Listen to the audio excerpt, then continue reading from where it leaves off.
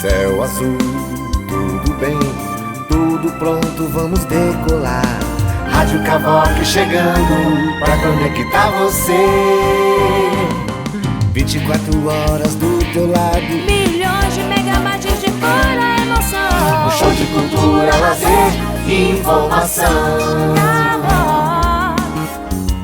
Cavoque. Mais uma vez nós estamos aqui com o programa Direto no Alvo da Rádio Cavoque. Tem aqui do meu lado o nosso grande amigo Coronel Varela, Patrick Mota, e daqui a pouco estará conosco aqui o Luiz Augusto. Hoje nós queremos falar a respeito de temas muito que tem incomodado muito a opinião pública, tem surgido várias discussões. Primeiro, aquela ação da polícia no Morro do Rio de Janeiro. Os policiais foram parabenizados pelo presidente da República, presidente Jair Bolsonaro, e eu quero aqui, mais uma vez, fazer o meu agradecimento e parabenizar a essa equipe valorosa pela ação nos morros do Rio de Janeiro, que nos livraram de uma boa parcela de bandidos ali, né? O segundo tema que nós vamos falar é sobre esses recentes ataques nos Estados Unidos, no Texas, e que deu margem a uma grande discussão aí dos desarmamentistas. Por último, né, falar sobre os dois fatos que aconteceram recentemente também com os policiais rodoviários federais, os dois que foram assassinados por aquele bandido na abordagem, uma abordagem, a meu ver, muito equivocada, de forma infeliz, né, Coronel? Infeliz, porque ali, da feita que o cidadão tomou a arma do companheiro, o outro tinha que neutralizar ele imediatamente. Bem, mas eu não vou abrir para discussão agora. E por último, nós tivemos essa semana as imagens de um cidadão que hoje, inclusive, está circulando nas redes sociais, um cidadão que numa discussão de trânsito desce do carro armado para tentar, sei lá, qual é a bobagem que ele queria fazer com aquele rapaz que estava ali indefeso. Uma discussão boba de trânsito. Mas então vamos lá, aqui à minha direita está o Patrick, à esquerda o Coronel Varela. Coronel, vamos começar falando a respeito dessa ação lá na Vila Cruzeiro, né? Qual é a sua visão? O que o senhor, como militar, especialista em segurança pública, o que o senhor tem a nos dizer a respeito? Bom, muito bom. Eu quero começar mandando um forte abraço aí aos nossos ouvintes, aos nossos seguidores. E vamos aqui mais para uma etapa aí do nosso Direto no Alvo. Olha, meu amigo, a primeira coisa que nós temos que avaliar aí nessa operação policial é que os policiais, eles estão todos de parabéns, né? O objetivo da operação, que todos sabemos que foi amplamente divulgado aí pela própria polícia, era prender líderes do tráfico, né? Particularmente ali do Comando Vermelho. Então a região do Rio de Janeiro passou a ser um ninho de líderes do tráfico devido àquela determinação do Supremo proibindo a polícia a realizar operações nas localidades onde imperava o tráfico. E essa proibição foi depois referendada pelo plenário, e o fundamento dessa proibição, pelo que está na decisão, eu li a decisão do ministro Fachin, é em razões sanitárias, né? Agora veja só, uma situação absurda. A polícia não é nem opção, a polícia é um dever, a polícia tem o dever de combater o crime. Onde está o epicentro dos problemas, das maiores incidências de crime, são ligadas ao narcotráfico. O Rio de Janeiro passou a ter uma convergência de traficantes devido a essa proibição, é lógico. O bandido ele vai para onde menos é incomodado. Inclusive teve um traficante do Amazonas que foi morto lá, isso foi divulgado na imprensa. Sim. O cara sai do Amazonas para ir para lá porque lá seria o paraíso. Se sentiu protegido. Se sentiu protegido. Então nós temos que analisar essa situação. uma situação que os militares, os policiais, que foi uma operação com outra força, a Polícia Rodoviária participou também, a Polícia Rodoviária Federal, o objetivo era prender líderes do tráfico. Então é uma coisa perfeitamente legal e a obrigação da polícia. Agora, o que você não consegue entender e não tem como explicar é como é que a Suprema Corte determina que a polícia não cumpra aquilo que ela é obrigada a cumprir, que é combater o crime. Então isso aqui não tem, no meu entendimento, até como advogado, não tem nenhum amparo. Até porque o fundamento são razões sanitárias. Ora, se são razões sanitárias, nós temos visto aí os estádios de futebol já lotados. E essas razões sanitárias continuam como fundamento dessa proibição. Isso é uma situação absurda, quer dizer, a Suprema Corte proíbe de alguém cumprir o seu dever legal. Aí, isso aqui é uma questão que é inexplicável, né? E devido a isso, essa enxurrada de tráfico no local levou a polícia a tomar essa providência. Uma outra questão é a avalanche dessas ONGs de direitos humanos, que porque morreram 20 traficantes, que isso aí foi um desastre da operação, segundo essas ONGs, esses direitos humanos. Na visão deles. Na visão deles. Na visão né? deles. Inclusive, eu acho que o ministro Fux, ele foi muito infeliz, que recentemente na abertura da sessão do plenário, ele declarou o seguinte, que o STF aguarda satisfação da polícia por essa operação. Ora, que satisfação ele quer que a polícia dê? A polícia cumpriu o seu dever. Então, em resumo, meu amigo, o que a gente vê hoje é que essa onda contra a polícia já é coisas da ideologia de 30 anos de governo de esquerda.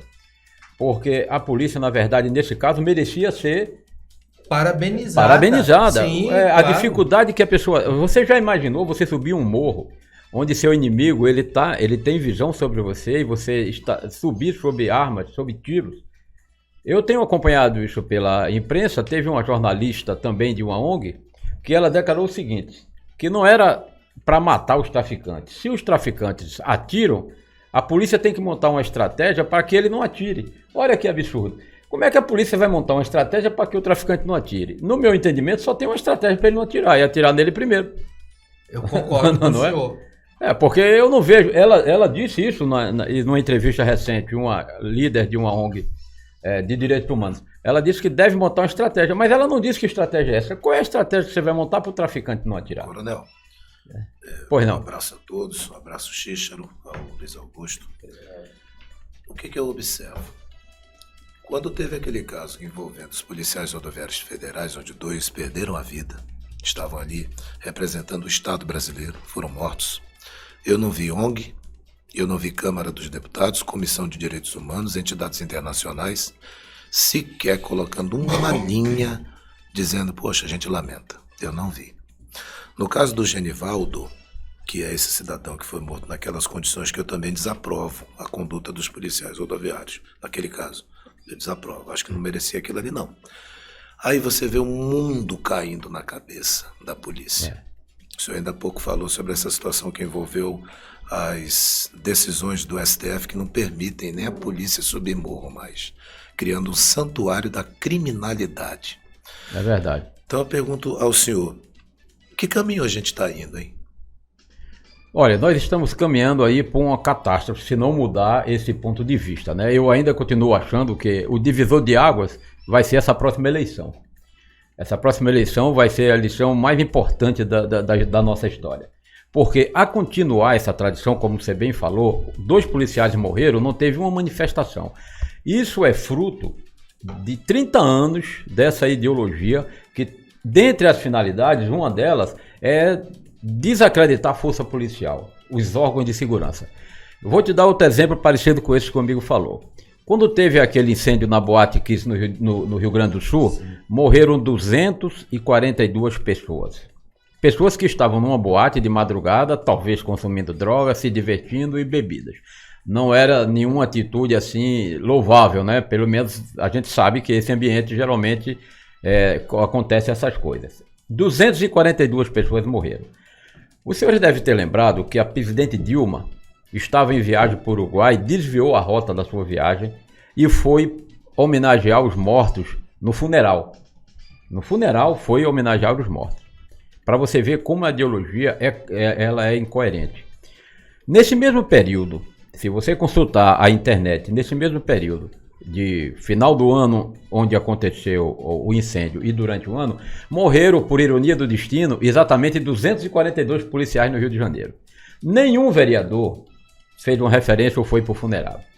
Como é que uma presidente da República vai homenagear pessoas que estavam numa boate e deixa de homenagear o mesmo número de mortos que cumpriram e morreram defendendo a sociedade? Isso que você falou é a certeza.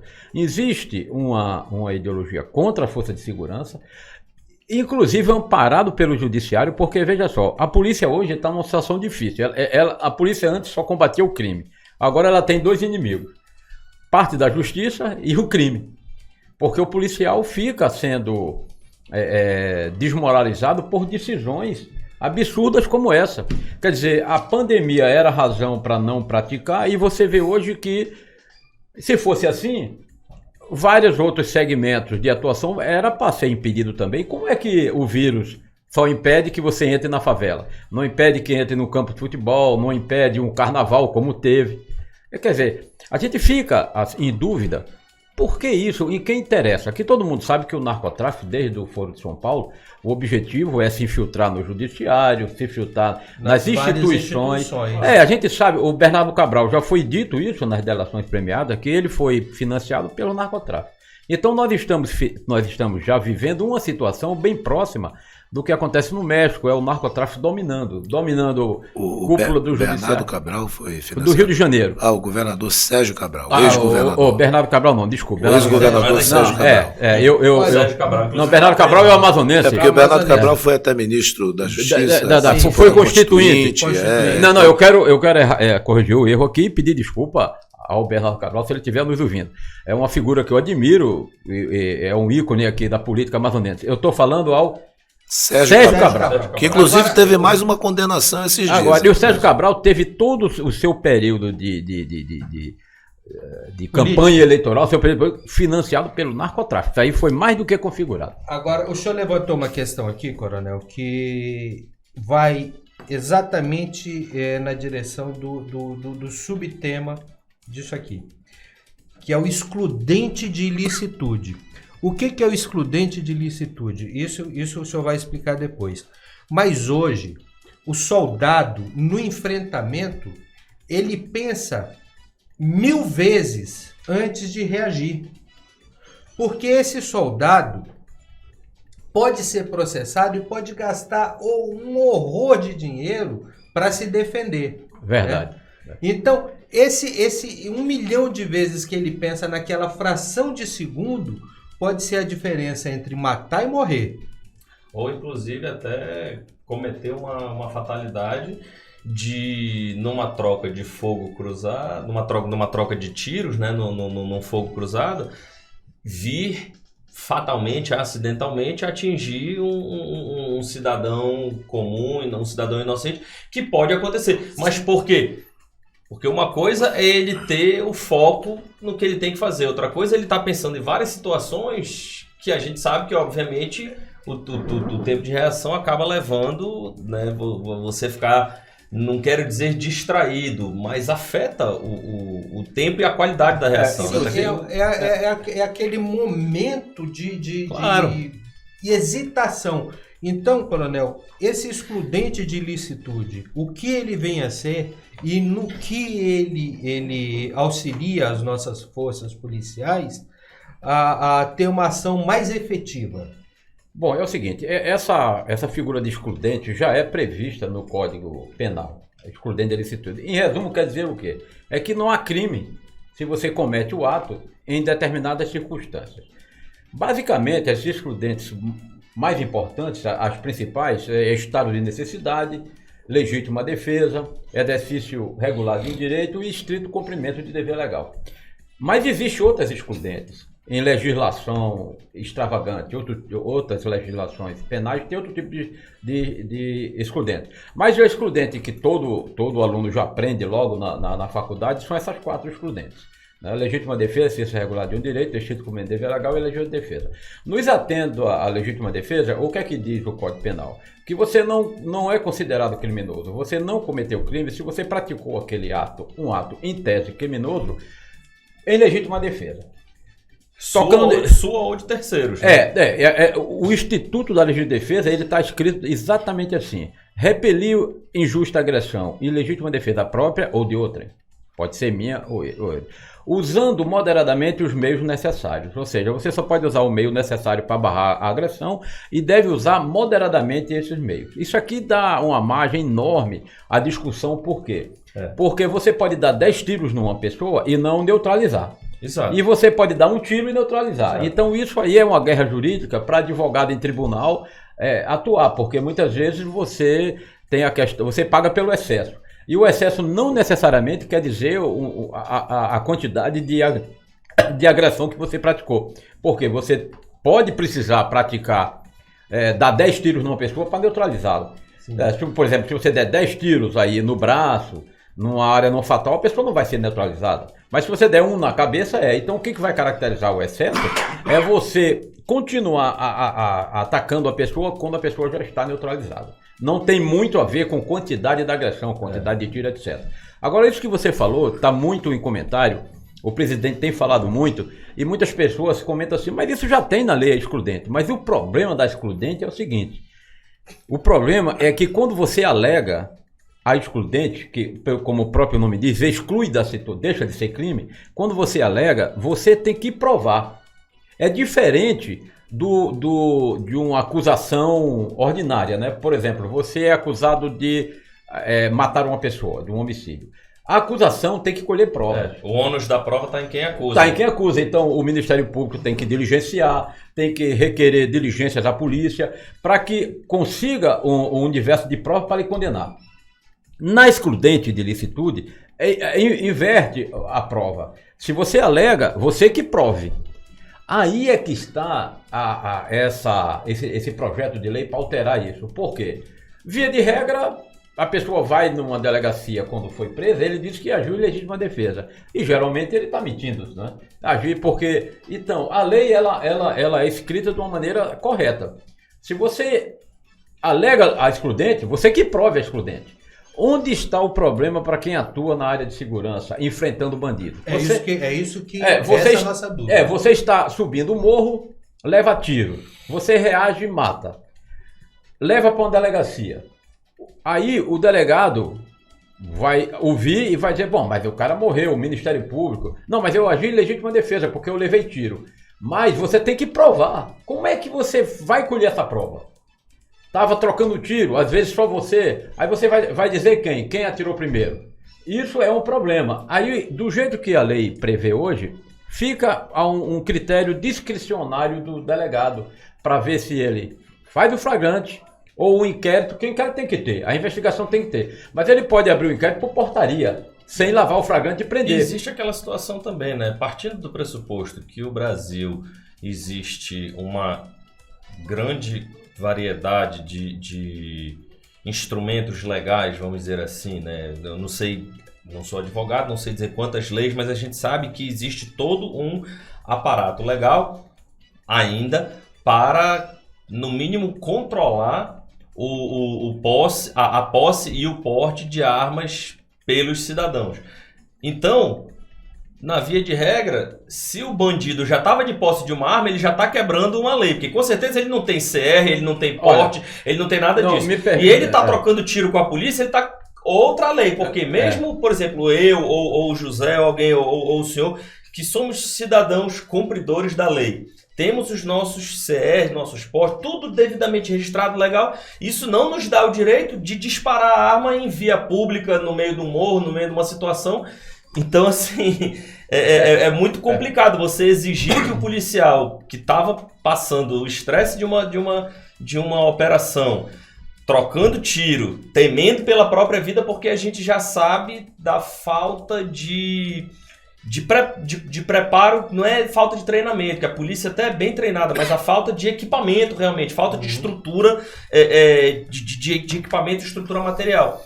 Aí ele tá lá trocando. Pera lá, pessoal, rapidinho que eu vou bater foto aqui, eu vou fazer aqui eu vou fazer a cariação aqui, a reconstituição para poder provar que o cidadão ali atirou primeiro, o criminoso atirou primeiro, para poder, quando eu chegar lá na audiência, eu ter como provar para o juiz a minha legítima defesa. Exatamente. Então, isso que você falou, aí, do jeito que é dito lá, o que é excludente e o que é legítima defesa, como eu já falei. Repelir injusta agressão, atual ou iminente. Aí entra no que ele falou. Atual é que você já está sendo agredido. Você está levando soco, você está levando tiro. E iminente, o que é a iminência? Que está prestes a acontecer. Ele falou uma coisa importante. Se a polícia está subindo o morro e encontra uma pessoa com um fuzil, não seria uma agressão prestes a acontecer? Claro. Você vai esperar levar um tiro? Não. O que é que um cidadão está fazendo no meio da rua com um fuzil? É para rezar? Não é, ele está com fuzil para atirar. Então, essa descrição da lei iminente já autorizaria você atirar em quem está com fuzil. Só que, quando você chega numa delegacia, fica o poder discricionário da autoridade policial, que você nem sempre sabe, às vezes por medo, falta de coragem ou até por ideologia, você não sabe se o cara vai flagrantear, vai prender. Então, um agente da lei que sobe arriscando a vida, levando o tiro, quando chega numa delegacia porque morreu o bandido, ele vai ter que esperar. Vai ser flagranteado e vai ser preso, aí vai esperar o procedimento judicial para que ele prove que ele agiu com excludente para não ser condenado. Mas isso durante o procedimento, que é uma coisa altamente prejudicial para ele. Cícero e Coronel Varela. Então, só concluindo, esse projeto de lei do governo, ele é muito útil porque tira esse poder discricionário da autoridade policial, ou prende ou abre por portaria. Eu considero legítima defesa. Aí, não, tem uma gravação, tem um tiro, tem um ferimento, é legítima defesa, mas nem sempre é assim. Aí, como é que você quer que o agente prove se a lei manda quem alega provar? É quase impossível, mas você pode prejudicar um policial, um integrante da Força Armada, fica 3, 4 anos sob júdice, perde uma série de direitos e esperando uma solução, não usa mais armas. Esse projeto de lei... Então, e além de tudo, priva a sociedade desse agente que poderia estar na rua. Continuando. Então, o que é que visa basicamente esse projeto de lei? Não é criar uma excludente que já existe, é uma extensão, é uma melhora para quem atua no órgão público. Tanto é que esse projeto essa nova ampliação do excludente é especificadamente para quem está atuando em ações de natureza de ordem de segurança pública. Policiais, membros das Forças Armadas, policiais civis que estão em ação. É para eles. E o que é que visa, no geral, esse projeto de lei? É tirar do delegado, autoridade policial, esse poder discricionário de achar se prende ou não prende. Ou seja, o foco do projeto é o seguinte: a pessoa que trocou tiros e matou uma pessoa, o agente, ele não pode ser preso. Ele responde ao procedimento, vai ter um inquérito, mas isso vai ser, até a conclusão das investigações, ele tem essa oportunidade para provar realmente que agiu. Então ele não vai sofrer nada, nem administrativamente, nem penalmente, nem civilmente, nem remoção. E se a sua arma for retirada para a perícia, ele recebe uma outra arma de imediato e continua nas suas operações, para não ter esse prejuízo que você falou. O foco desse projeto, dessa ampliação da excludente, é justamente esse. Dá oportunidade para quem foi acusado de um homicídio, dá ampla defesa. Ele, durante o procedimento, ele provar. Aí ele não vai ser preso em flagrante, não vai sofrer nenhuma ação. Esse é o foco do projeto de lei, que é muito necessário. Por quê? Porque esse período de 30 anos de governo, com essa ideologia que demoniza os órgãos de segurança, você vê, os advogados sabem disso, que nesse período houve uma série de benefícios para a bandidagem. Então os bandidos tiveram, até os condenados. Então uma série de coisas que foram modificando o procedimento penal e a execução penal, que beneficiou os bandidos. Saidinha, né? Aquela saída temporária, até aquela Christian que matou os pais, foi beneficiada com a saída do Dia dos Pais. Quer dizer, mata o pai e no Dia dos Pais tem que sair. Para quê? Vai fazer o quê?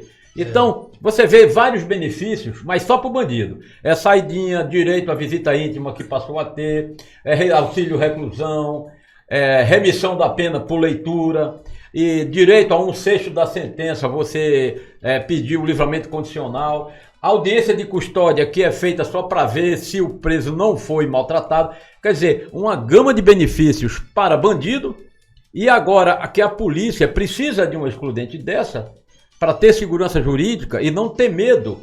Talvez até, e não dá para saber porque não houve uma filmagem, não houve um acompanhamento. Talvez até aqueles policiais rodoviários federais daquela primeira ocorrência, que os 2 que faleceram, talvez eles tenham sido muito lenientes, muito fracos na abordagem, com medo de tomar uma decisão, não ter segurança jurídica. Porque você já imaginou se aquele policial, ninguém filmou, já pensou se o cidadão tocasse na arma e o outro atirasse, como não houve filmagem, o que era avalanche de crítica? Executar o cidadão, era o que ia sair. Ninguém ia saber, entendeu? Talvez os policiais muito preocupados com uma consequência para a sua carreira, eles foram fracos demais. E acabaram morrendo. E outra coisa, não teve uma manifestação da grande imprensa, da mídia, ninguém em prol dos policiais. Nem de entidades internacionais. Nem de entidades internacionais. Agora, aquele outro caso que ninguém concorda, inclusive eu, da morte lá em Sergipe, ali foi uma avalanche de manifestação porque morreu o cidadão. E morreram 2 policiais e foi um silêncio sepulcral. Eu tenho um questionamento para o senhor, que a gente vê tanta situação absurda, é Supremo proibindo polícia de subir no morro. São essas entidades internacionais que só têm espaço na mídia brasileira. É uma situação que envolve um policial que é morto em combate, ninguém fala nada, mas um policial, quando acontece uma situação como essa, vem uma porção de comentaristas criticarem. Especialistas em segurança, especialistas de gabinete, de ar-condicionado, né? E aí, eu pergunto ao senhor, coronel, e já agradecendo a participação desse programa que eu estou adorando, estou gostando, perdão, senhor Deus, estou adorando o programa, não, adoro o senhor. Estou gostando do programa. Mas pergunto ao senhor, como é que é isso nos outros países, hein? Como é que é essa situação nos demais países? Olha, nós temos muita referência, até por divulgação da imprensa, com a referência dos americanos, né? Então, de modo geral, muitos dos países copiam esse procedimento americano. Então, lá, por exemplo, lá tem um procedimento bem parecido com esse pedido da exclusão da ilicitude, essa ampliação, né? Ou seja, em princípio, a autoridade policial está certa.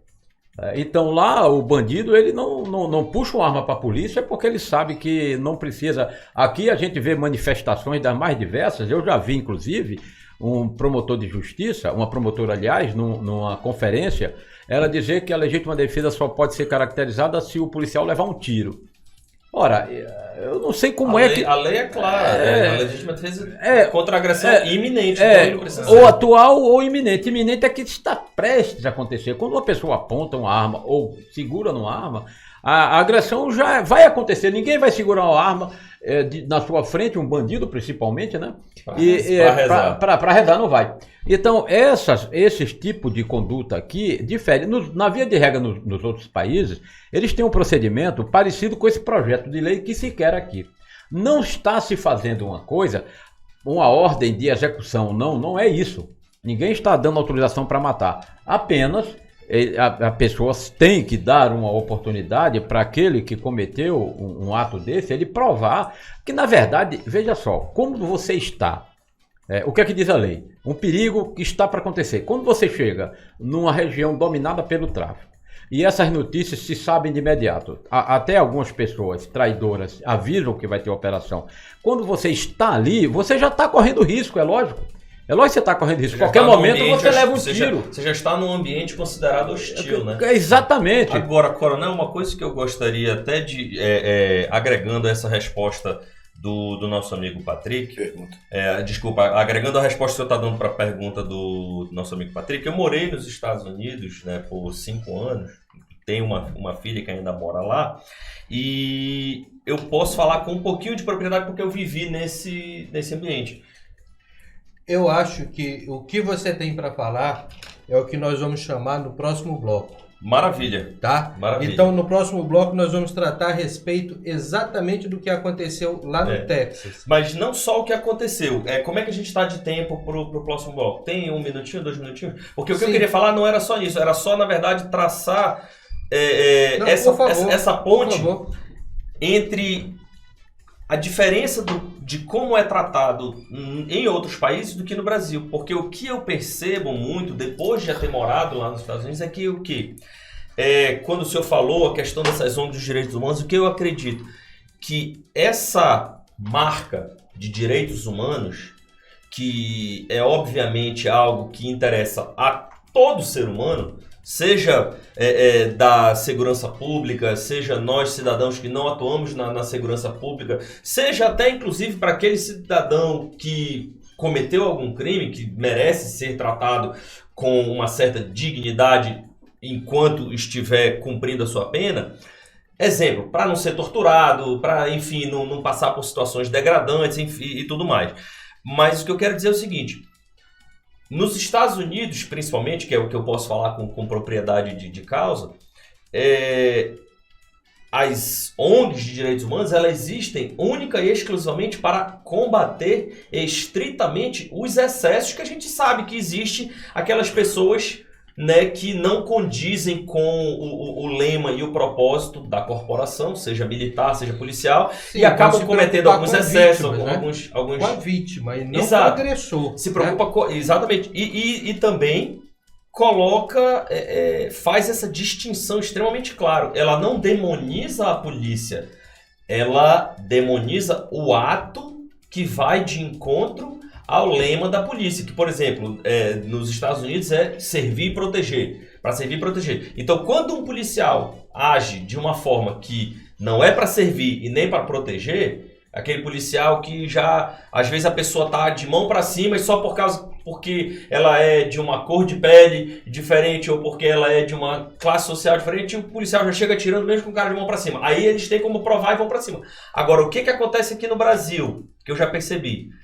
As ONGs de direitos humanos são, em sua maioria, não podemos dizer todas para não generalizar, mas são, em sua maioria, de um viés político específico.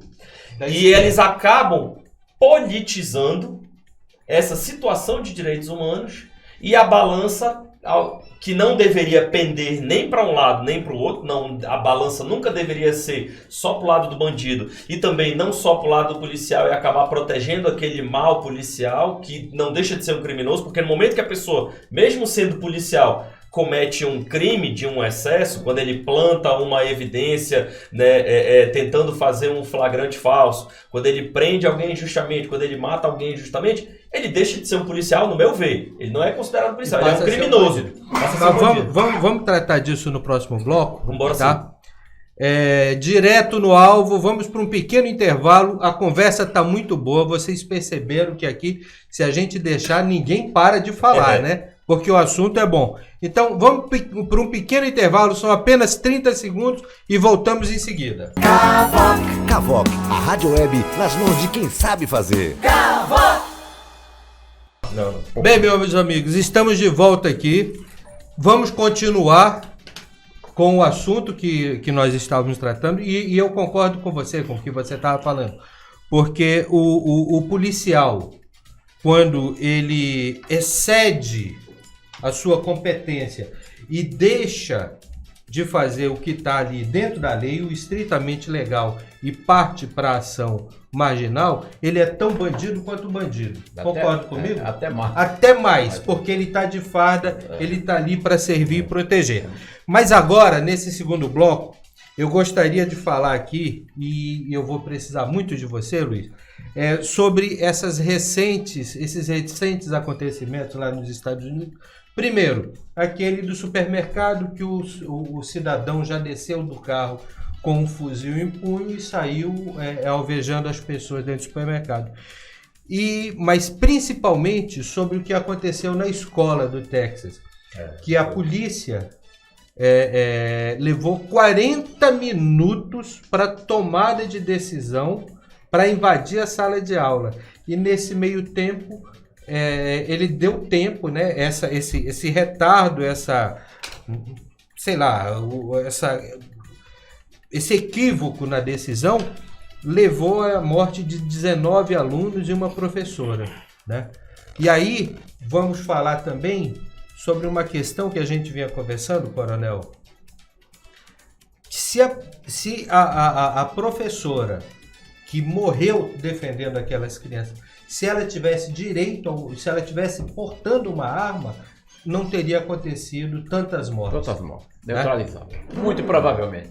Então, o que vocês acham? Vamos conversar aqui com o Luiz, que o Luiz estava inclusive falando com a filha dele a respeito desse assunto. Sim, eu tenho uma filhinha que infelizmente é de idade escolar, ela tem 11 anos, então a idade média dela é a idade da maioria dessas crianças. Das vítimas, né? Infelizmente, olha que eu que infelizmente nós temos esses acontecimentos atingindo uma população cada vez menor de crianças, de seres humanos, né? Esse último acontecimento foi o mais letal da história, o segundo mais letal, logo depois daquele da escola de Newtown, no estado de Connecticut. E é assim, né? Para não cair no erro e correr o risco de cometer o mesmo equívoco que os especialistas de sofá, como a gente estava falando aqui ainda agora, eu gostaria de salientar só algumas pequenas fatos, né, e características e situações. Inclusive, respondendo a pergunta que um amigo nosso, né, inclusive nosso amigo da técnica, o grande Miquel, nos fez antes do programa vir ao ar. Por que será que nos Estados Unidos acontecem tantos acontecimentos, tantos eventos desses? Por exemplo, só esse ano, de 2022, esse foi o 213º. Já teve 213. Aí, Luiz, nós vimos conversando exatamente sobre isso no carro. Você imagina, e eu vou deixar isso para o Coronel falar, sim, um estado que tem 300 milhões, por volta de 300 claro, milhões de habitantes, sim, e tem 600 milhões de armas. Mais até, hoje já passaram mais quase 700 milhões, né? Tem uma média de 2 pontos alguma coisa para uma coisa armas para cada pessoa. Per capita, exatamente. Sendo que assim, enquanto uns não tem nenhuma, outros tem 10. Eu tenho amigos lá nos Estados Unidos que tem um armário de arma com 11, 12 peças de armamento. Mas esse realmente é um ponto, né? A gente não tem como comparar os Estados Unidos com o Brasil. Ponto. Né?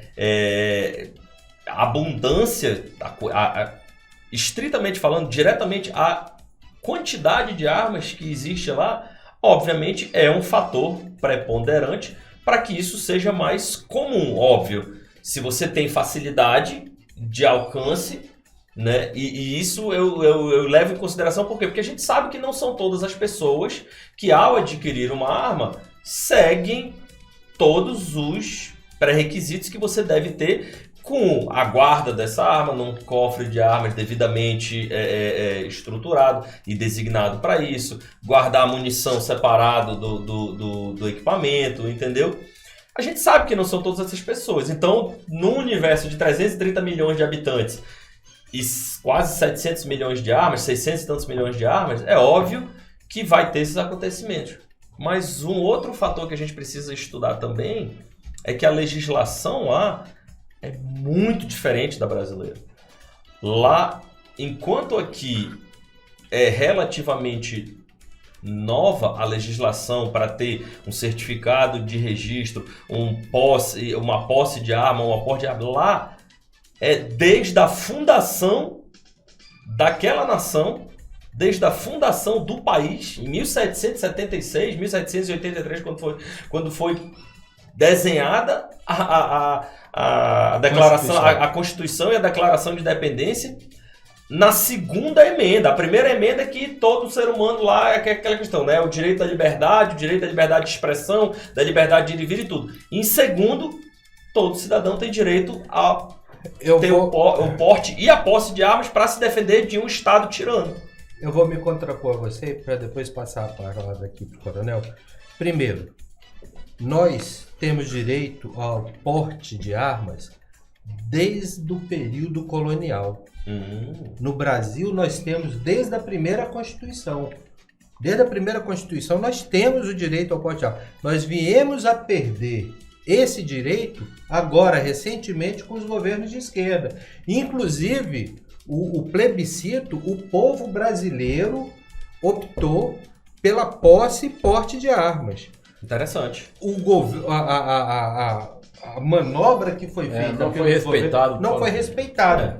Mas então, Coronel, nós vimos falando, eu acho que o senhor tem muito a contribuir com relação ao percentual de ocorrências iguais a essa do Texas e o número de armas que nós temos lá.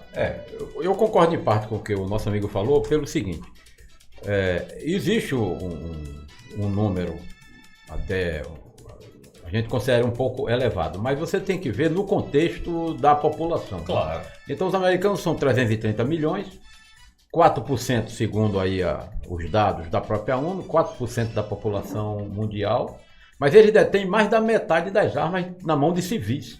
Então tem mais de 1 bilhão de armas, 600 milhões, está na mão dos americanos. Então ele tem 4% da população e detém mais da metade de todas as armas na mão de civis no mundo inteiro. Então dentro desse universo, é armas demais para uma população também considerável. Quando você faz essa proporção, você vê que por mais que se force a barra, como os desarmamentistas fazem, quando acontece uma coisa dessa, parece que as armas é culpado de tudo, né? Não, é só porque tem arma. Mas quando a gente conversa até com os mestres da psicologia, o que é que os psicólogos eles falam? Eles falam que as pessoas que têm essa mente voltada para esse tipo de prática, que sempre vai ter, desde a origem da humanidade, vai ter alguém que vai surtar, né? Então Caim matou Abel e só tinha o Abel para morrer. Então foi um surto. E foi com a pedra. Na mão de uma pessoa doente, qualquer coisa virá. Então, o que é que diz aí, pelo menos eu não sou psicólogo, mas converso com as pessoas, porque essa nossa atividade ligada às armas é obrigado o teste psicológico. A gente conversa com várias pessoas, elas dizem o seguinte, que sempre vai existir um percentual de pessoas que podem ter esse problema e já tem um problema. Então veja só, isso vai acontecer em qualquer ambiente que esteja o homem. Mas se você for ver proporcionalmente, por exemplo, aqui no Brasil, na mão de civis, tem mais ou menos 1 milhão de armas. A diferença para os Estados Unidos, que tem mais de 500 milhões de armas. A nossa população, 230 milhões, a dele, 330 milhões. Se você for fazer uma comparação do que aconteceu aqui e que aconteceu lá, você vê que aqui foi mais, fazendo uma proporção entre número de armas e habitantes. Então, eu sou terminantemente contrário a essa tese de que as armas foram culpadas. Não, porque o delinquente, as pessoas que têm esse desvio psíquico, elas fazem o ato usando outro instrumento. Pode até facilitar, mas que vai fazer, faz. Você viu isso usando em São Paulo? Os caras foram de machadinha, de arco e flecha e de faca. Em Minas Gerais, aquele desajustado, aquela mendeia tocou fogo numa creche matou 9 crianças. Então você vê que nós tivemos, olha, num período bem próximo desses atentados nos Estados Unidos, que teve desde 2011, foram 14 atentados que marcaram, né? Aqui nós tivemos, nesse mesmo período, um estudante de medicina no shopping center lá de São Paulo, que subiu e matou 4 pessoas. No cinema, né? Tivemos numa catedral em Campinas, cidade de Campinas, o cidadão entrou e matou 5 pessoas. Ainda em São Paulo teve Suzano. Teve em Goiânia aquele garoto que pegou a arma do pai. Então você vê o seguinte, teve essa escola que foi queimada e aquele caso famoso do Rio de Janeiro, da escola de Realengo, que morreram 12 alunos. Sim. E mais uma dezena de feridos. Então você for ver o seguinte, 7 atentados nossos e 14 lá, e nós temos menos de 0,5% das armas que os americanos têm. E outra coisa, eles têm uma legislação flexível para armas, e nós temos uma legislação bastante restritiva. Isso prova o quê? O que você conclui disso? Que a causa disso não foram as armas, acesso às armas não foi, porque ele faria de qualquer maneira. E uma outra conclusão, é que a legislação restritiva não impediu. Porque se o estatuto ele fosse eficaz, nós não tínhamos passado por isso. A minha tese, o meu entendimento é o seguinte, existe a legislação aqui no Brasil que obriga as agências de banco a ter segurança armada. Então, existiam muitos casos de invasão à agência bancária e roubo de valores. Qual foi uma solução adotada pelo governo que deu certo? O banco só funciona se tiver segurança armada. Se não tiver segurança armada, não funciona. Por que não usar isso em colégio? Então obriga as escolas particulares e as escolas públicas a botar segurança armada. Evita esse problema de venda de droga em escola, agressões em escola, invasão de escola. Via de regra, esses desajustados, eles atacam o quê? Atacam escola, atacam cinema. Então, para você parar uma pessoa armada, seja delinquente ou seja um desajustado, você precisa de arma. Porque qual é a diferença? Qual é a diferença de uma pessoa maluca que está atacando e um delinquente que quer roubar um... A diferença é só motivação, mas são duas pessoas armadas que só podem ser neutralizadas com armas. Então, no meu entendimento, se faz uma lei para o professor usar arma veladamente. No caso de Realengo, que morreram 12 pessoas, ele entrou na primeira sala de aula e matou dois alunos. E saiu matando em série. Se o primeiro professor da primeira sala de aula tivesse neutralizado... E tivesse preparo por uso, ele não seria poupado 10 vidas. Aí o pessoal fala, não, no Texas o cara matou. Sim, mas no Texas, num templo, durante um culto, um membro do templo neutralizou uma pessoa que deu um tiro. Isso aí foi divulgado na internet. O cidadão puxou uma arma, deu um tiro, de imediato foi neutralizado pelo um religioso que estava com arma. Eu queria chegar recentemente, nesse ponto. uma professora, recentemente também numa festa, né? Saiu na internet recentemente que um maluco entrou numa festa e começou a atirar, e uma cidadã, uma mulher, o neutralizou. Pois é, eu quero chegar nesse ponto que o senhor coloca, nesse assunto, porque os senhores perceberam que não está tendo mais invasão de propriedade rural.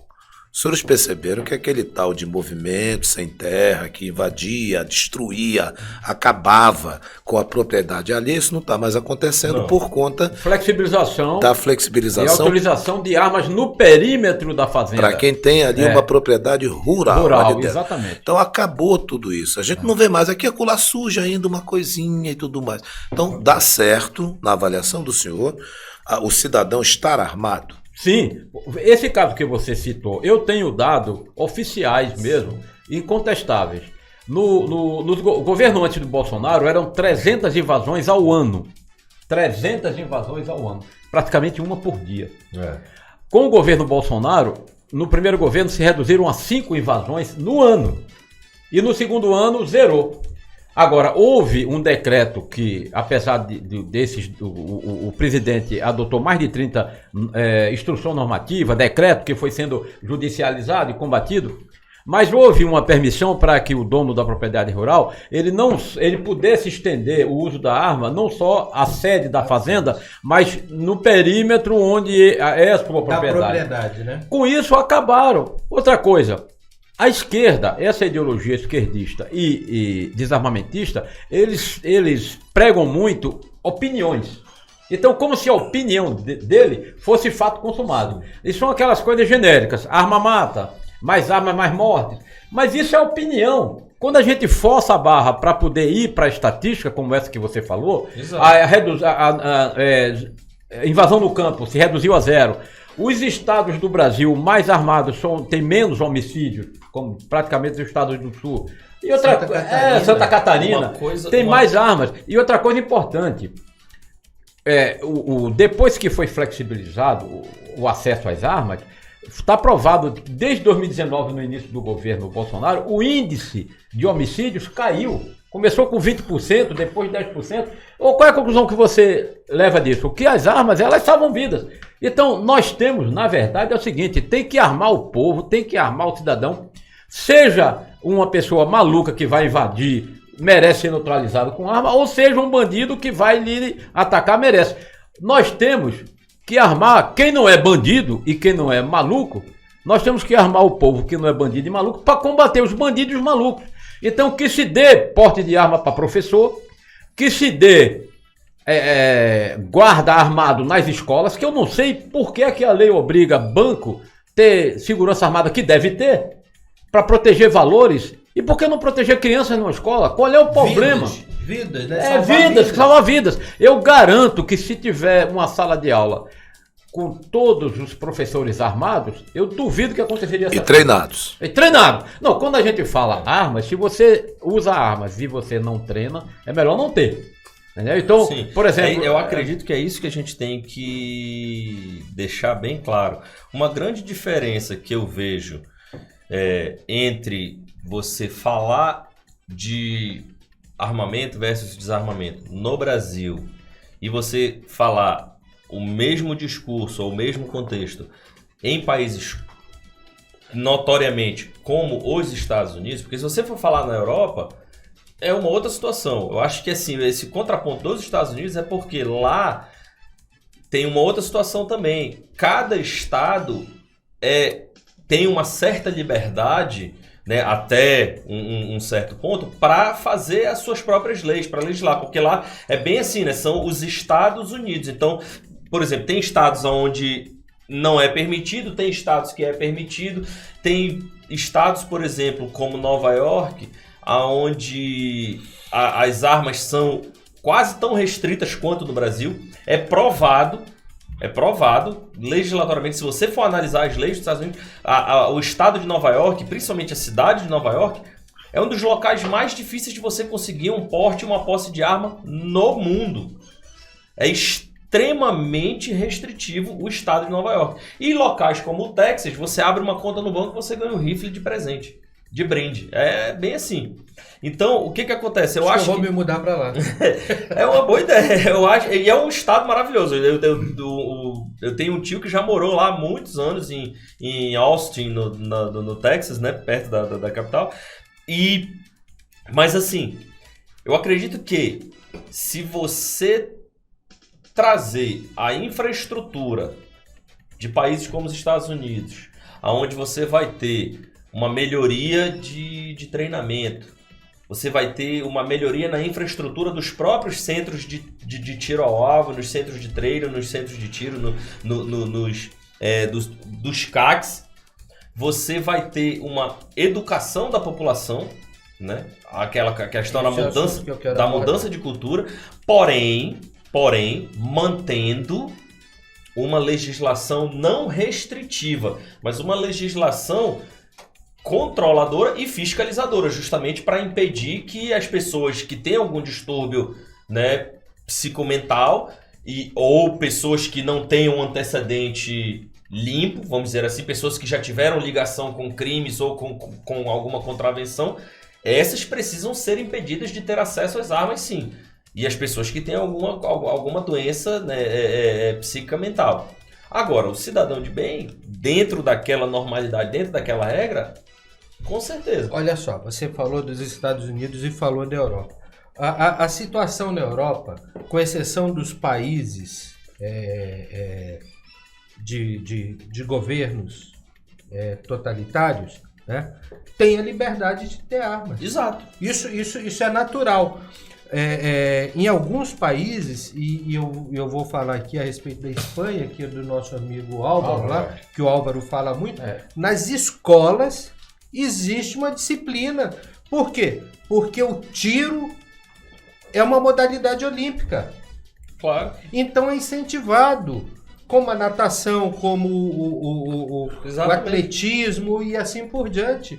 E as crianças, quanto mais cedo tiverem contato com essa educação, né? Não é só com as armas. A arma é uma consequência, mas com a educação para portar, para manusear a arma, mais segurança nós vamos ter dentro da sociedade. Xíxaro, tu queres que eu te fale de um país, eu sei que você deu o exemplo da Espanha.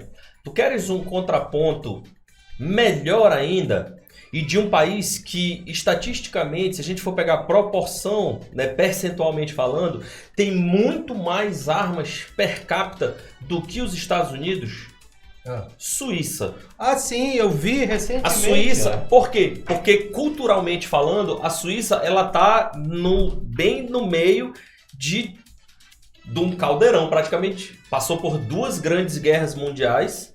certo? E assim, ela passou ao longo de sua história, ao longo da sua criação com o país nos últimos 200, 300 anos, sempre ameaçada de ser invadida por todos os lados, quando não é por francês, é por alemão, quando não é por alemão nem francês, é por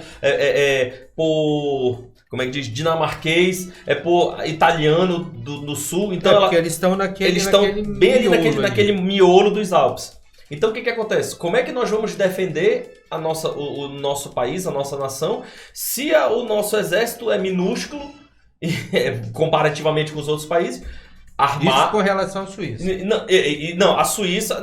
como é que a mentalidade, né, a cultura da Suíça foi essa? Mas não tem exército. Exato. Eles têm um exército suíço, mas eles não é um exército, vamos dizer assim, contundente, mas eles têm um exército, um exército regular, mas eles têm uma milícia muito forte, uma milícia formada, organizada, populacional. O que acontece? Eles fizeram, vamos armar a população, mas vamos armar a população de uma forma correta, educando e legislando, regulando essas armas de uma forma justa, sem pender nem para um lado nem para o outro. O que aconteceu? Enquanto que nós vemos, por exemplo, você falou em 2011 para cá, o Brasil teve 14 eventos.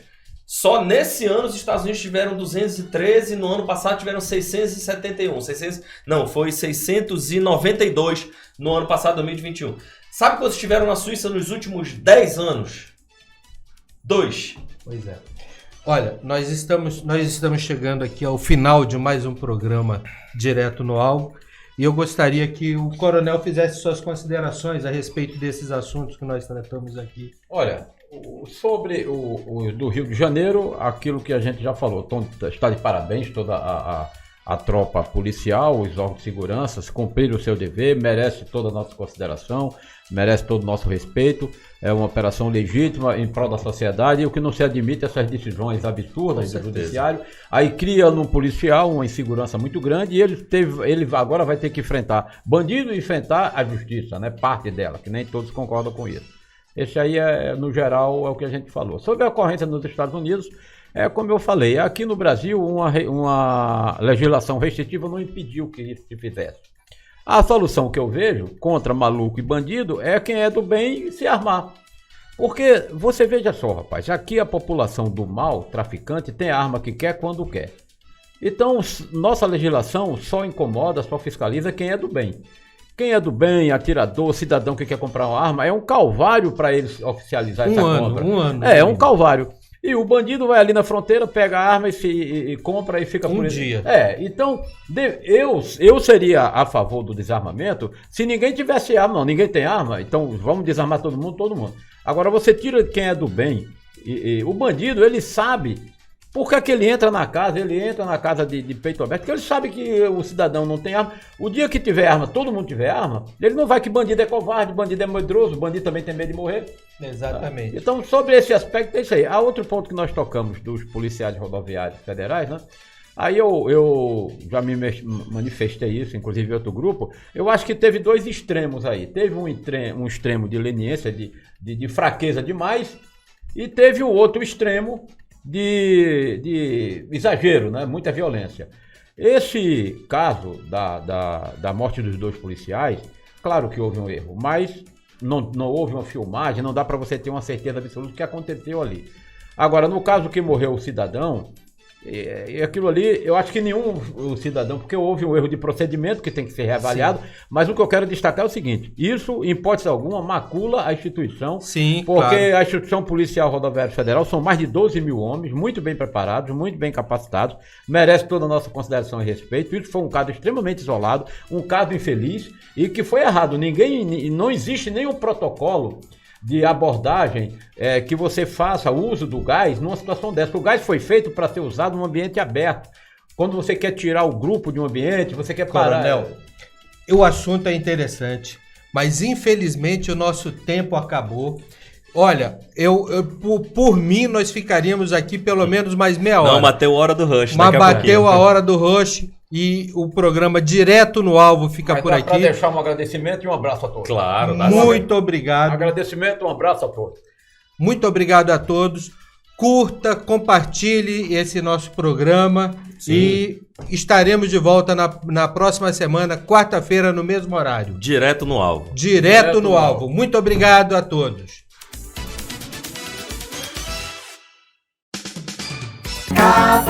Cavoc, a rádio web nas mãos de quem sabe fazer. Cavoc!